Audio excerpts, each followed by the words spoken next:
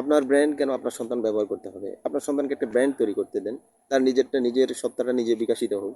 দেখলাম রাজশাহী বিশ্ববিদ্যালয়ে পোষ্যকোটা পুনর্বহালের দাবিতে শিক্ষক, কর্মকর্তা, কর্মচারীরা পুরা ক্যাম্পাসটাই শাটডাউনের ঘোষণা দিয়েছেন। যদিও এটা কালকে বা পরশু মনে হয় বাতিলের সিদ্ধান্ত নিয়েছে এবং বিভিন্ন আন্দোলনের মাধ্যমে তা যাতে পুনর্বহাল করা হয় এটি নিয়ে তারা আন্দোলন করবে।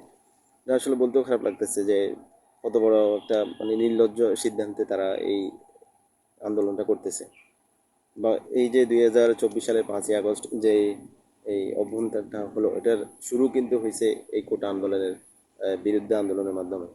প্রায় যদি অফিসিয়ালটাই ধরি, প্রায় 1500 শিক্ষার্থী আহ, মারা গেছে, যেটা এই আন্দোলনকে পরিপূর্ণ একটা অভ্যুত্থানে রূপ নেওয়ার জন্য, যার কারণে দেশের এত এত মানুষ, এত এত শিক্ষার্থী আহত হয়েছে, মারা গেছে।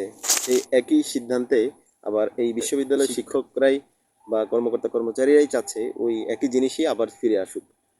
ধরেন দেখা গেল যে এখানে এই রাজশাহী বিশ্ববিদ্যালয়ে আবার পোষ্যকোটাটা চালু হলো, এরপর কি হবে? এরপর বিভিন্ন ইউনিভার্সিটিতে এটা নিয়ে আবার একটা কেওয়ার সৃষ্টি হবে। প্রত্যেকটা ইউনিভার্সিটির শিক্ষক, কর্মকর্তা কর্মচারীরা তারা চাইবে যে পোষ্যকোটাটা আবার ফিরিয়ে আনুক। তো তাহলে তো যেই লাউ সেই কদু হয়ে গেল।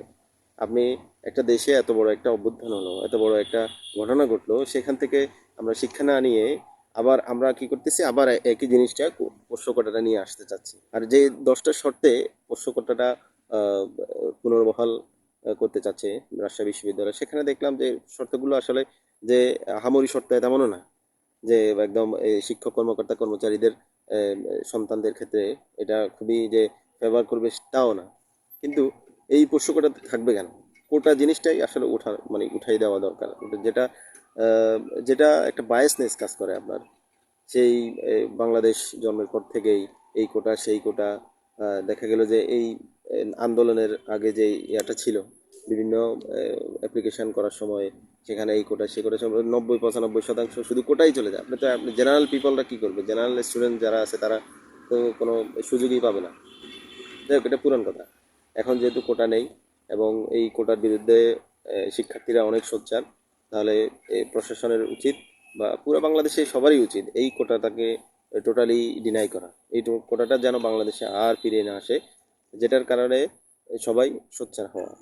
শিক্ষকরা অনেক অভিজ্ঞ, অনেক জ্ঞানী মানুষ, তবুও দুইটা কথা বলতেছি, সেটা হচ্ছে এই কোটার মাধ্যমে তো আপনি তার প্রতিযোগিতা থেকেই আলাদা করে ফেলতেছেন।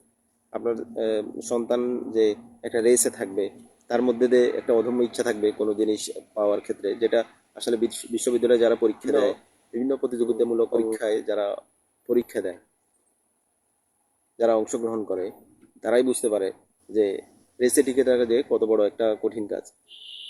কত শত শত ছেলে মেয়ে আছে রাত দিন নেই পড়াশোনা করে করে করে করে তাদের প্রস্তুতি নিচ্ছে একটা চাকরির জন্য, ইউনিভার্সিটিতে ভর্তি হওয়ার জন্য। সেখানে আপনি আপনার সন্তানকে চাচ্ছেন কোনো রকমের কোনো বেনিফিট, কোনো রেসে অংশগ্রহণ না করে সরাসরি আপনি ইউনিভার্সিটিতে ভর্তি করাতে চাচ্ছেন। কেন ভাই? আপনি তারে উৎসাহ দেন, তাকেও আপনি কম্পিটিটিভ এক্সামগুলোতে যাতে সে অংশগ্রহণ করে তাকে হেল্প করেন, গাইডলাইন দেন। আপনারা যেহেতু শিক্ষক, কর্মকর্তা কর্মচারীরা আছেন, আপনারা অনেক কিছুই জানেন, তাদেরকে বলেন যে এইভাবে পড়ো, এভাবে পড়লে আপনারা আপনার সন্তানটা ভালো করতে পারবে। তা না করে আপনারা কি করতেছেন? আপনারা পোষ্য করার জন্য দাবি করতেছেন, যেটার জন্য বাংলাদেশে এত এত মানুষ মারা গেছে, সেটাই আবার করতেছেন। এটা তো আপনাদের থেকে গ্রহণযোগ্য না। আপনারা বিশ্ববিদ্যালয়ে থাকেন, চাকরি করেন, বিশ্ববিদ্যালয়ের পোলাপানদের পড়ান, সেখানে আপনাদের থেকে এই এই আচরণটা আসলে গ্রহণযোগ্য না। সো কোটার ব্যবস্থাটা বাংলাদেশ থেকে উঠাই নেওয়া দরকার। সেটা যেই হোক, যেভাবে হোক, যে কোনো কোটাই হোক, উঠাই নেওয়া দরকার। আপনার ব্র্যান্ড কেন আপনার সন্তান ব্যবহার করতে হবে? আপনার সন্তানকে একটা ব্র্যান্ড তৈরি করতে দেন। তার নিজের সত্তাটা নিজে বিকাশিত হোক। সেটাই হচ্ছে আপনার আসল কাজ হবে।